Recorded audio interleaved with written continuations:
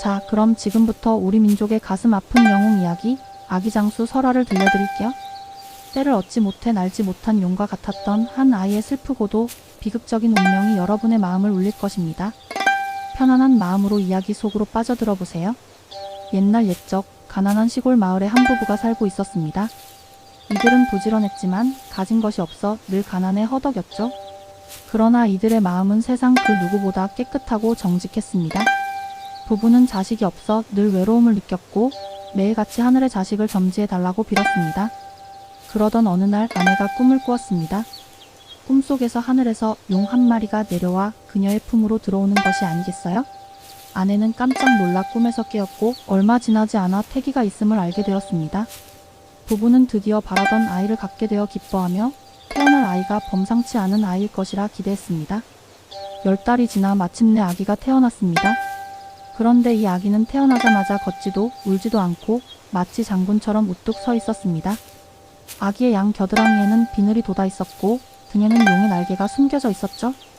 밤이 되면 그 날개는 푸른빛을 내며 반짝였습니다. 부부는 아기가 평범한 아이가 아님을 직감하고 이 아이가 나라를 구할 큰 인물이 될 것이라 믿었습니다. 하지만 동시에 두려움에 휩싸였습니다.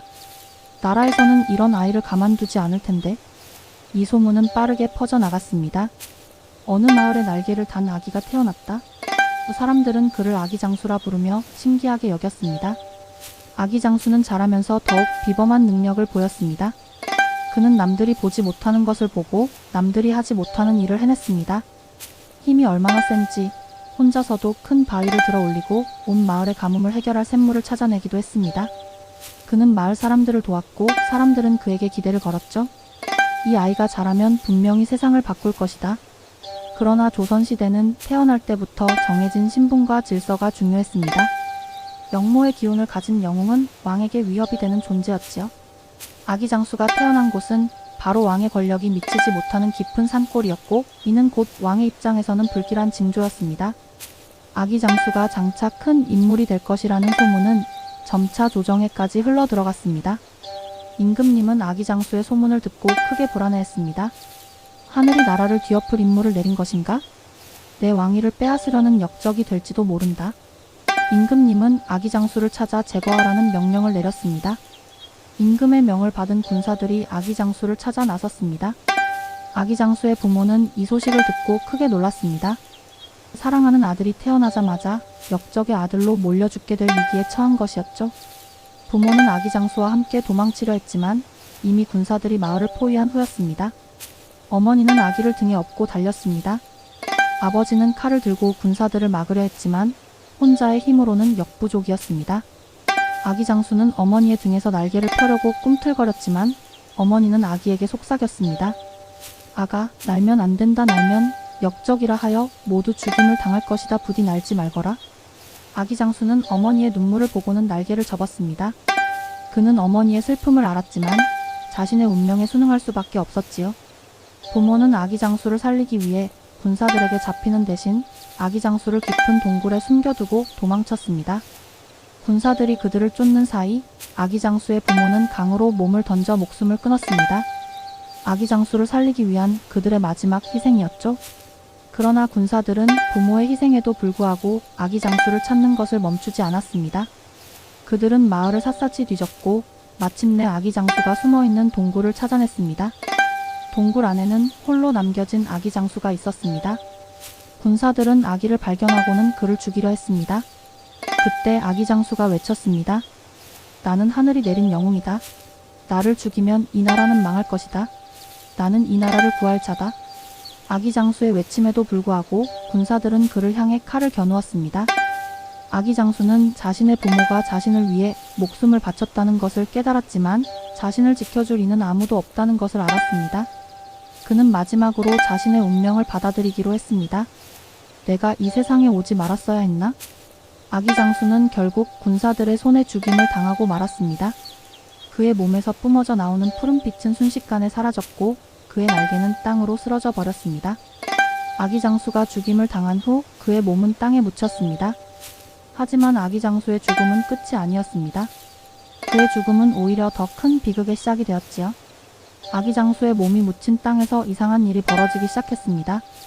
그가 죽은 곳에서는 매일같이 슬픈 곡소리가 들려왔고 밤마다 푸른빛이 솟아올랐습니다. 마을 사람들은 아기 장수가 나라를 구할 영웅이었음을 깨달았습니다. 하지만 그들은 임금의 두려움에 굴복하여 그를 지켜주지 못했습니다.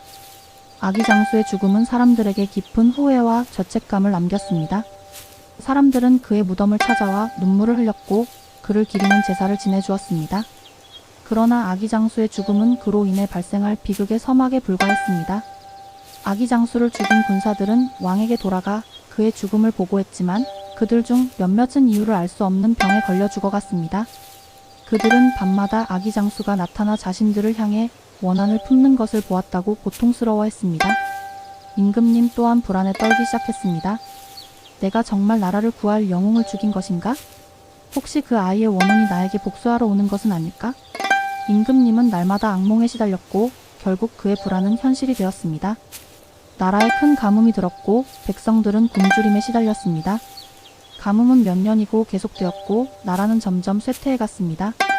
임금은 그제야 아기 장수의 죽음이 하늘의 노여움을 샀다는 것을 깨달았지요. 아기 장수의 슬픈 최후는 수많은 아기 장수들을 낳았습니다. 나라의 혼란과 백성들의 고통이 깊어질수록 사람들은 그들을 구할 영웅을 갈망했습니다.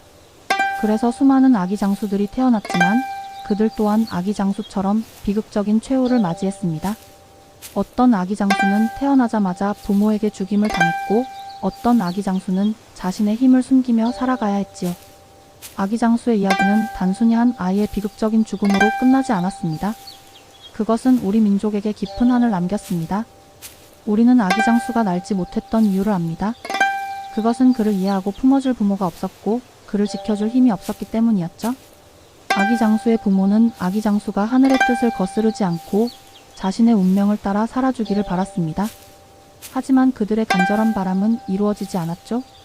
아기 장수는 자신의 날개를 접고 부모의 희생을 받아들였지만 결국 그의 운명은 비극으로 끝났습니다. 아기 장수 설화는 우리에게 다음과 같은 교훈을 남깁니다. 첫째, 영웅은 태어나는 것이 아니라 시대가 만드는 것이라는 것입니다.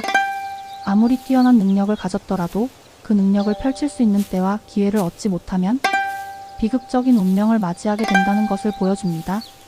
둘째, 자신의 욕심과 불안 때문에 다른 사람의 운명을 짓밟아서는 안 된다는 것입니다. 임금의 어리석은 욕심은 결국 나라 전체의 비극을 불러왔습니다. 마지막으로 아기 장수의 이야기는 우리 민족의 가슴 아픈 역사를 담고 있습니다. 힘없는 백성들이 영웅을 갈망했지만 그 영웅을 지켜줄 힘이 없었던 슬픈 현실을 보여주지요. 오늘날에도 우리는 아기 장수 설화를 들으며 가슴 아파합니다. 날지 못했던 용, 아기 장수의 슬픈 이야기는 우리에게 진정한 영웅이란 무엇이며 우리가 어떤 가치를 지키며 살아가야 할지를 되묻고 있습니다. 다음에도 더 흥미로운 이야기로 여러분을 찾아뵙겠습니다.